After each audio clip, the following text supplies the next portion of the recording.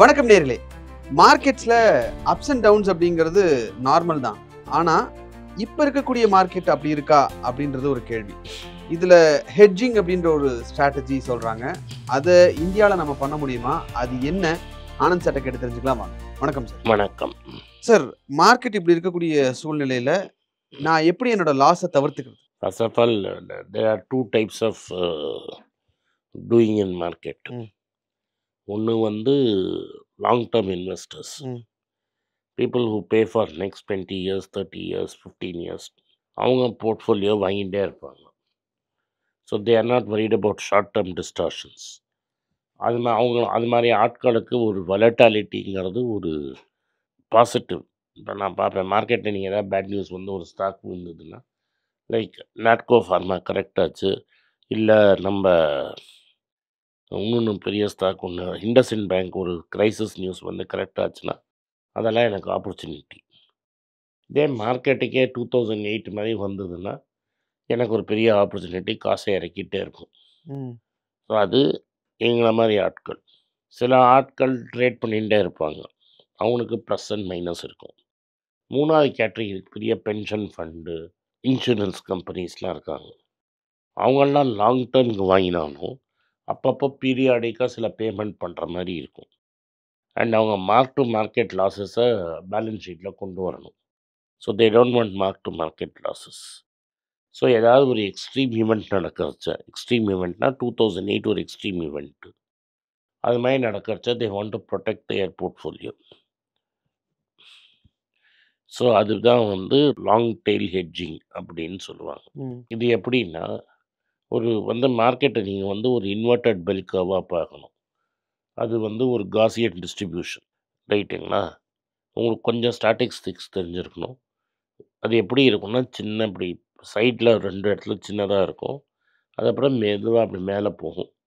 மேலே போய் ஒரு பீக் பாயிண்ட் வந்துட்டு திரும்பி ஸ்லோப்பாக அந்த சைடில் ஒரு பெரிய எக்ஸ்டெண்டட் பேரலல் லைன் வரும். 2 சைட்லேயும் பேரலல் ம். லைன். இப்படி பேரலல் லைன் வந்து இப்படி மேலே போய் திரும்பி வந்து கீழே ஒரு பேரலல் லைன் இருக்கும். இந்த மீடியன் பாயிண்ட் ஒன்று இருக்கும். That is the most likely things that is suppose to happen இந்த மார்க்கெட். அங்கே தான் நடக்கும். அதில் வந்து ஒரு ஸ்டாண்டர்ட் டிவியேஷன்னா ஒரு சைடு ஆவரேஜ், எக்ஸாக்ட் டெஃபினேஷன் நீங்கள் பார்த்துக்கோங்க. ஸ்டாண்டர்ட் டிவியேஷன் ஒரு சைடு ஆவரேஜ், இந்த side plus or minus 1 standard டிவியேஷனுக்குள்ளே தான் 80% ஆர் 90% ஆஃப் தி மார்க்கெட் அங்கே தான் இருக்கும். மீடியனுக்கு கிட்ட தான் ட்ரேட் ஆகிட்டே இருக்கும். இந்த கடைசி எட்ஜு 2 இருக்கு இல்லையா, பேரலல் லைன், அந்த இடத்துல மார்க்கெட் வராது அப்படின்னு பேர். ஓகே. அது பேர் தான் லாங் டெயில். அந்த லாங் டெயில் பக்கம் மார்க்கெட் வராது ம், அப்படிங்கிறத அவங்க ஸ்டாட்டிஸ்டிக்ஸும் சயின்ஸும் சொல்கிறது. இதை வந்து 1998 இதை வந்து கேல்குலேட் பண்ணி பிளாக் ஷால்ஸ்னு ஒரு தீரமே எழுதினவங்க வந்து அவங்களாம் இதை பெட்ஜ் பண்ணி ஒரு லாங் டேர்ம் கேபிட்டல் மேனேஜ்மெண்ட்னு ஒரு ஃபண்ட் ஆரம்பித்தாங்க, எல்டிசிஎம். அவங்க என்ன கேல்குலேட் பண்ணாங்கன்னா, மார்க்கெட்டில் என்னென்ன ஈவெண்ட் நடக்குமோ அதெல்லாம் வச்சு கணக்கு போட்டு இந்த லாங் டெயில் ஈவெண்ட் நடக்காதுன்னு லிவரேஜ் பண்ணி பொசிஷனே எடுத்தாங்க.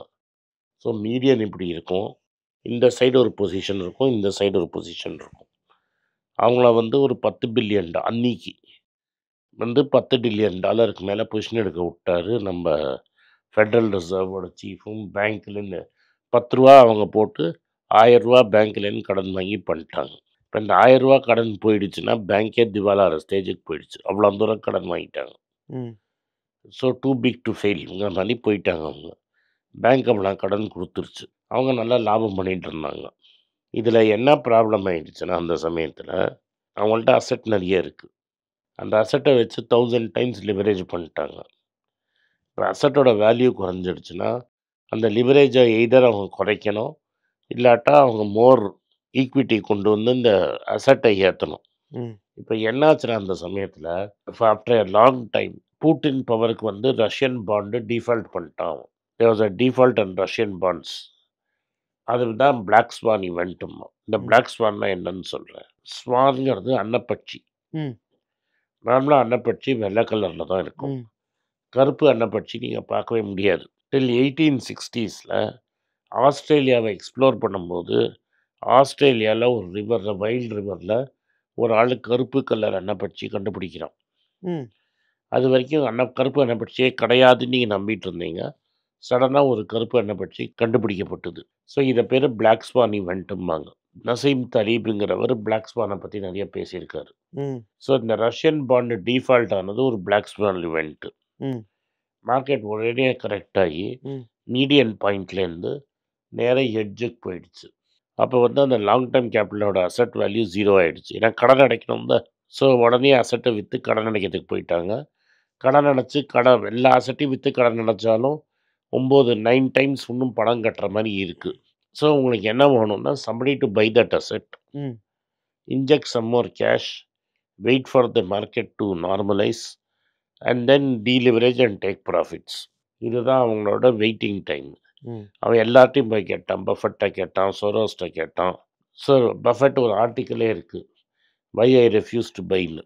சொரோஸ் என்ன சொல்லிட்டான், நான் காசு போடுறேன், ஆனால் நீ என்ன பண்ணுற, நான் 10 பில்லியன் போட்டால் இன்னொரு ஆளை கூட்டினா 10 பில்லியன் போடுறதுக்கு I am willing to give 10 billion, let somebody put 10 billion. நான் ஃபுல் காசை போட்டு நான் காப்பாற்ற முடியாதுன்னு சொல்லிட்டான். கடைசியில் Federal Reserve had to bail out that long term capital management, ம்ஹ்ம். Make equity capital to 0. So 10 ரூபா இருந்த ஷேரு 0க்கு ஆயிடுச்சு. ம். என்ன மாதிரி ஆளும் இன்னும் போய் வாங்க முடியும். பட் பென்ஷன் ஃபண்டுக்கெலாம் வந்து அந்த 10 ரூபா 0 ஆயிடுச்சுன்னா அடுத்த மாதம் பென்ஷன் தர முடியாது. அவன் வந்து அந்த லாங் டெய்லுக்கு அகேன்ஸ்டாக ஹெட்ஜ் பண்ணணும். ஓகே. இந்த லாங் டெய்ல் நடக்கவே நடக்காதுன்னு கிடையாது. 98ல் லாங் டர்ம் கேபிட்டல் மேனேஜ்மெண்ட் நடந்த LTCM ம். 2002ல் ஐடி ஸ்டாக்ஸ் பபுள் வெடிச்சுது. 2000 2002ல் ஐடி ம். பபுள் உடஞ்சுது. ம். .com .com bubble. bubble. 2008ல் ஃபைனான்ஷியல் கிரைசிஸ். ம். 2014-13ல் டேம்பர் டேண்ட்ரம்ஸ். அப்புறம் இந்த pandemic. Covid. 5 long tail event 20 வருஷத்தில் நடந்துருச்சு. ம். நார்மலி லாங் டெய்ல் ஈவெண்ட்னா once in a million years தான் நடக்கணும், சும்மா நடக்கக்கூடாது. ஆனால் அந்த மார்க்கெட் ஹஸ் பிகம், நீங்கள் அவ்வளோ லிவரேஜ், பணத்தை இஷ்டத்துக்கு பிரிண்ட் அடிச்சு நீங்கள் அவ்வளோ லிவரேஜ் கொடுத்துட்டீங்க. எவ்ரி 3 இயர்ஸ் ஒரு லாங் டெய்ல் ஈவெண்ட் நடக்குது. ம். ஸோ இந்த லாங் டெய்ல் ஈவெண்ட்டுக்கு அகேன்ஸ்டாக எப்படி ஹெட்ஜ் பண்ணுவீங்க ம். அப்படிங்கிறது ஒரு பெரிய ப்ராப்ளமாக இருக்குது.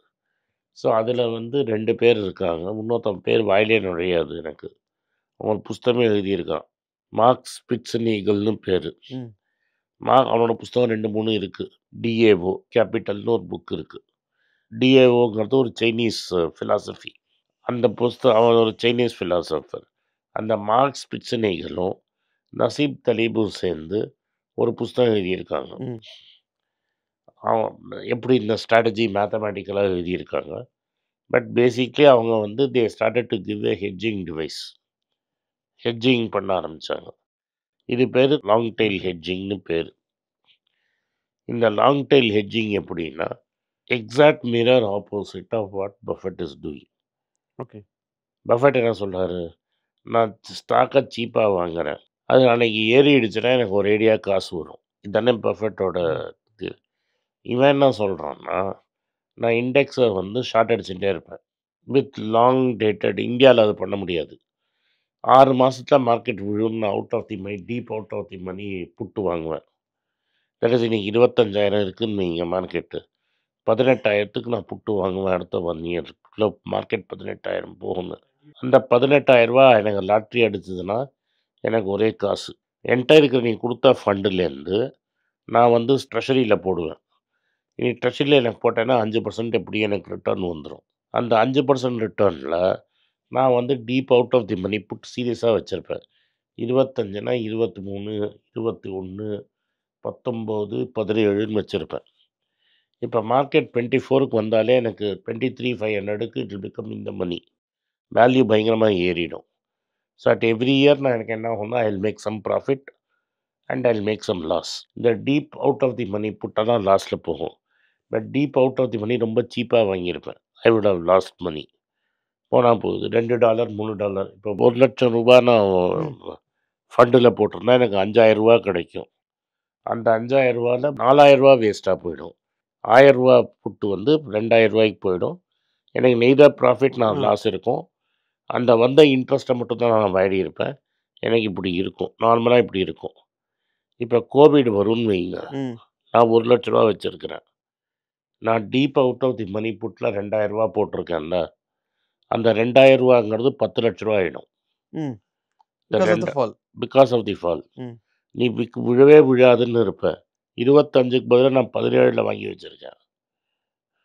ம். ரூ. 17,000 புட்டு வாங்கி வச்சிருக்கேன். அந்த ரூ. 2,000 புட்டுங்கிறது ரூ. 4,00,000 ஆயிடும். நார்மலா என்ன ஆகும்? ஒர்த்லெஸ் ஆகும். எனக்கு ரூ. 2,000 நஷ்டம் ஆகும். இந்த பிளாக் ஸ்வான் வந்தோனே என்ன ஆகும்? அந்த ரூ. 2,000ங்கிறது ரூ. 4,00,000 லட்சமா ஆயிடும். மாறிடும். ம். ஸோ உன்னோட ரூ. 1,00,000 ஃபண்டு ரூ. 5,00,000 ஆயிடுச்சு. இப்போ ரூ. 1,00,000க்கு ரூ. 5,000 கிடைக்கிறதுக்கு பதிலா எனக்கு 5,00,000க்கு ரூ. 25,000 கிடைக்கும். அந்த 25,000 வச்சுட்டு இந்த கேம் ஆடிக்கிட்டே இருப்பேன். இது ஏன் மிரர் ஆப்போசிட் ஆஃப் பஃபெட்னா, ஒரு அண்டர் வேல்யூட் ஸ்டாக் எப்பவாவது ஏறும் ம். அப்படிங்கிறது பஃபெட்டோட பெட்டு. மகனே நீ வந்து டிவரேஜ் பண்ணி ஒரு ஓவர் வேல்யூட் மார்க்கெட் என்னைக்கா ஒரு நாளைக்கு பயங்கரமாக கீழே விழும். இவன் ஏதோ ஒரு மேத்தமேட்டிக்கல் மாடல் போட்டு லாங் டெய்லுன்னு சொல்கிறான். லிவரேஜ் அவங்க அசஸ் பண்ண மாட்டேங்கிறாங்க. ஓவர் லிவரேஜ்னால அது லாங் டெய்ல் இல்லை, அது மீடியன்லேருந்து 2 ஸ்டாண்டர்ட் டிவியேஷன் இருக்கிறத இவன் தப்பா each moment is 1 standard deviation, ரைட்டா? ம். இது ஸ்டாண்டர்ட் டிவியேஷன் ஆஃப் 7னா 7 from the medium, 7 units from the medium இருக்கிறது மீடியம். ம். நடக்கவே நடக்காதுன்னு எல்லாரும் நினைக்கிறீங்க. இவன் என்ன சொல்கிறான்? உன்னோட லிவரேஜ்னால அது நிச்சயமாக நடக்கும் அப்படின்னு நினச்சி இவன் வாங்குறான். So is the mirror opposite. ப்ரில்லியண்ட்டாக ஒர்க் அவுட் ஆகும். எல்லா வாட்டியும் காசு பண்ணியிருக்கோம். ஒன்றால் வந்து அப்படியே ரத்தம் அப்படியே சொட்டுறதை பார்த்துட்டே இருக்க முடியாது. 10 வருஷத்துக்கு ரத்தம் சொட்டும், ஒரே வருஷத்தில் 5,000 அடிச்சிருவேன். அது அவனை மாதிரி அப்நார்மல் பீப்புளால் தான் பண்ண முடியும். ம். இப்போ என்ன கிண்டல் அடிக்கிறாங்க நிறைய பேர் மார்க்கெட்டில், நீ 7,000 போகும்னு போலியேன்னு. எனக்கு என்ன போச்சு? என் பிரின்சிபலில் வர வட்டியை தான் நான் வாடின்னு இருந்தேன். இப்போ நான் 17,000க்கு வாங்கி வச்சு அது ஒரு நாளைக்கு போயிடுச்சுன்னு வச்சுக்கோங்க, நான் 1,00,000 போட்டது எனக்கு 10,00,000 கிடைக்கும். ம். நீ 1,00,000 ஸ்டாக்கு 10,00,000 போகிற மாதிரி 10,00,000 ஸ்டாக்கு 1,00,000 வந்தால் காசு அடிக்கிறது தான். இதுதான் வந்து நசீம் தலீமும் மார்க்ஸ் பிச்சனீகளும் பண்ணுறது. ஜெயின் ஸ்ட்ரீட் வந்து இது மாதிரி தான் பண்ணிட்டான். ம். ஆனால் ஜெயின் ஸ்ட்ரீட் என்ன தப்பு பண்ணிட்டான்னா, அவனே அதை புஷ் பண்ணிட்டான். டுவர்ட்ஸ் மார்க்கெட் விழத்துக்கு இவனே வேலை செஞ்சான். ம். இவனே ஆர்டிஃபிஷியலாக மார்க்கெட்டை அழுத்தி. தூக்கி இவனே கீழே போட்டான். ம். இவன் என்ன சொல்கிறான்? நான்லாம் பண்ணவே வேணாங்க, நான் அவுட் ஆஃப் தி மணி வாங்கி வச்சுருக்கேன், ஒரு நாளைக்கு கீழே விழுந்துரும்னு இவன் கட்டுறான். ரெகுலேட்டருக்கு இவனையும் பிடிக்காது. ஏன்னா இவன் ஓவர் லிவரேஜ்னு கத்திக்கிட்டே இருக்கிறான். ம். ஏன் அது ப்ராப்ளம்னா, ரெகுலேட்டரை யார் அப்பாயிண்ட் பண்ணுறாங்க? கவர்மெண்ட் தான் ஆமா. அப்பாயிண்ட் பண்ணணும். நரசிம்மராவுக்கு அப்புறம் தேவகவுடா, ஐகே குஜரால், அதுக்கப்புறம் மன்மோகன் சிங், இவங்க எல்லாருமே படித்தவனை தான் வந்து ஆர்பிஐ கவர்னராக போடணும். ம். எக்கனாமிக்ஸ் படித்தது மாஸ்டரி இருக்கவன் தான் கவர்னராக இருக்கணும். ஃபோர்க் இந்த ரோட்டில் வந்து ரங்கராஜன் எழுதுறாரு. ம். உர்ஜித் பட்டேல் வரைக்கும் அது மாதிரி இருக்கிறான். உர்ஜித் பட்டேலையும் மன்மோகன் சிங் தான் கூப்பிட்டு வரான். ம். அவன் ஒரு கிமியன் இந்தியன், அவனுக்கு ஸ்பெஷலாக சிட்டிசன்ஷிப் கொடுத்து அட்வைஸராக கொண்டு வராங்க. இவன் என்னடா, நான் என் சொன்ன பேச்சை இவங்கெல்லாம் கேட்க மாட்டேங்கிறாங்க, எனக்கு வேணுங்கிற ஆளாக வேணும்னு ஒரு ஹிஸ்ட்ரி ப்ரொஃபஸரை தூக்கி நீங்கள் ரிசர்வ் பேங்க் கவர்னராக போடுறீங்க. ம். அதுதான் அவனுக்கு ஒரே குஷி நசீம் தலீபுக்கு. அவன் வாங்கினே இருப்பான். இந்த படிக்காதவன் கவர்மெண்ட்டுக்கு சொல்கிறதெல்லாம் கேட்டுனே இருப்பான். ஏன்னா அவனுக்கு எக்கனாமிக்ஸ், அவனுக்கு ஹிஸ்ட்ரியை கேட்டால் என்ன வேணால் சொல்லுவான். Right. இப்போ ஹிஸ்ட்ரி படித்தவனே சொன்ன பேச்சு கேட்கல, இன்னும் நன்னா சொன்ன பேச்சு கேட்க வேணுங்கிறவனை எலக்ட்ரானிக்ஸ் இன்ஜினியரை கொண்டு வந்து இறக்கி விட்ருக்கு. எலக்ட்ரானிக்ஸ் இன்ஜினியருக்கும் ஸ்டாக் மார்க்கெட்டுக்கும் என்ன சம்பந்தம்? எலக்ட்ரானிக்ஸ் இன்ஜினியரிங் படிச்சுட்டு அவன் ஐஏஎஸ் ஆஃபீஸராக இருந்திருக்கான். அவனுக்கும் இவனுக்கும் மார்க்கெட்டுக்கும் ஏதாவது சம்பந்தம் இருக்கா? அவனுக்கும் இன்ட்ரெஸ்ட் ரேட்டுக்கும் ஏதாவது சம்பந்தம் இருக்கா? இல்லை. இப்போ வந்து நம்மள்தே வந்து இப்போ ஒரு எக்ஸாம்பிள் சொல்கிறேன். நம்மளோட ரூபா வந்து is depend on capital coming from out side. வெளிநாட்டிலேருந்து பணம் உள்ளே வருது. நீங்கள் சைனா மாதிரி பண்ணல, நாங்கள் நிறைய எக்ஸ்போர்ட் பண்ணுறோம். எக்ஸ்போர்ட் சர்ப்ளஸ்னால எங்களுக்கு பணம் வரல. நீ வந்து உன்னோட கம்பெனியை விற்று கடன் வாங்கி டாலரில் கடன் வாங்கி உனக்கு டாலர் வருது. அப்போ ரூபா சீப்பன் ஆனும்.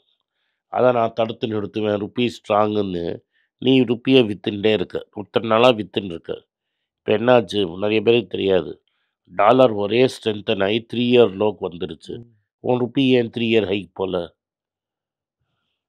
இப்போ டாலர் ஏறணும் போது நீ ஆமா. ஏறி ம். இருந்தேன்னா, ரூபா விழுந்திருந்ததுன்னா, டாலர் பொத்துன்னு விழுற சமயத்தில் இது உன் ஸ்ட்ராங் ரூபா ஏறி ஏறி இருக்கும். இருக்கணும். ஸ்ட்ரென்தன் ஆகி ஒரே சிச்சுவேஷன்ல இருக்கும். தட் இஸ் 73ல இருந்த ம். ருப்பி 88க்கு போய் திரும்பி 73க்கு வந்திருக்கணும்.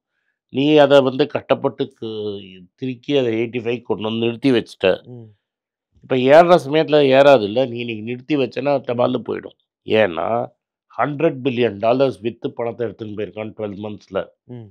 எந்த கேபிட்டல் நம்பி நீ உள்ளே வருமோ அந்த கேபிட்டல் வெளில போயிட்டு இருக்கு. போயிட்டு இருக்கு. $100 பில்லியன் வெளில போயிருக்கு. ம். ரூபா 90க்கு தான் போனோம். எவ்வளோ நீ மார்க்கெட் அகேன்ஸ்டாக இது ராஜனும் பண்ண மாட்டான், உர்ஜித் பட்டேல் பண்ண மாட்டான், பிமல் ஜலான் பண்ண மாட்டான், இது மாதிரி படித்தவங்கெல்லாம் ரங்கராஜன் டெஃபினட்டாக பண்ண மாட்டார். ஸோ இவன் சொன்ன பேச்சை கேட்காதவன்லாம் நான் தூக்கி வெளில போடுவேன்னு சொல்லி இப்போ எனக்கு சொன்ன பேச்சை கேட்குறவனை வச்சுருக்கான், அவன் வித்துட்டே இருக்கிறான். அதான் விரால் ஆச்சாரியார்னு ஒரு ஆளை வெளில அமிச்சாங்க, இவங்க தான் கூட்டின்னு வந்தாங்க அவங்க. அவன் இதை தான் வார்ன் பண்ணான். என்னைக்குன்னு எனக்கு தெரியாது, ஒரு நாளைக்கு இது மார்க்கெட்டோட கோவத்தை நீங்கள் சந்திப்பீங்க, அன்றைக்கி ஒன்றும் பண்ண முடியாது. அடிச்சிருச்சுன்னா அன்றைக்கி அடித்து தள்ளி கொண்டு போய் எங்கேயோ விட்டுரும். நீங்கள் அது நடக்கவே நடக்காதுன்னு நம்பி இருக்கலாம். ஆனால் நசீம் தலீபும் லாங் டேர்மும் என்ன பண்ணியிருக்கு, லாங் டைல் ஹெட்ஜிங் என்ன சொல்லுதுன்னா 7-8 வருஷத்துக்கு ஒரு வாட்டி டெஃபினட்டாக வரும்னு. இப்போ ஜெயின் ஸ்ட்ரீட் அதான் பண்ணிட்டான். Right sir, fine. ஸோ இந்த லாங் டைம் ஆனால் ஜெயின் ஸ்ட்ரீட் என்ன தப்பு பண்ணான்னா, அவனே இழுத்துன்னு போய் அவனே கீழே போட்டு $4 பில்லியன் அடிச்சிட்டான். பட் அவனே ஒன்றும் பண்ணாட்டா $2 பில்லியன் அடிச்சான். இந்த லாங் டேர்ம் ஹெல்டேஜையும் என்ன மாதிரி இருக்கிற காசு இருக்குதுன்னே பண்ண முடியாது. இதுக்கு மினிமம் காசு வேணும்னா $1 பில்லியன் மேலே போகணும் இந்தியாவில் பண்ணுறதுக்கு. இந்த $1 பில்லியன் காசு ஒன்றையும் கிடையாது, என்ட்டையும் கிடையாது. தவ் ஆஃப் கேபிட்டலில் படிச்சுட்டு நான் ஏதோ ட்ரை பண்ணுறேன்னு பண்ணிவிட்டு இருக்கிற காசெல்லாம் விட்டு நடுத்தருக்கு வந்துடாதீங்க. ஃப்யூச்சர்ஸ் அண்ட் ஆப்ஷன்ஸ் போகாதீங்க. ஃப்யூச்சர்ஸ் அண்ட் ஆப்ஷன்ஸில் ரீட்டைல் இன்வெஸ்டர் காசு பண்ண மாதிரி சரித்திரமே கிடையாது. காசு விட்டவங்க தான் எனக்கு நிறைய பேரை தெரியும். தயவு செஞ்சு பண்ணாதீங்க. நன்றி, வணக்கம்.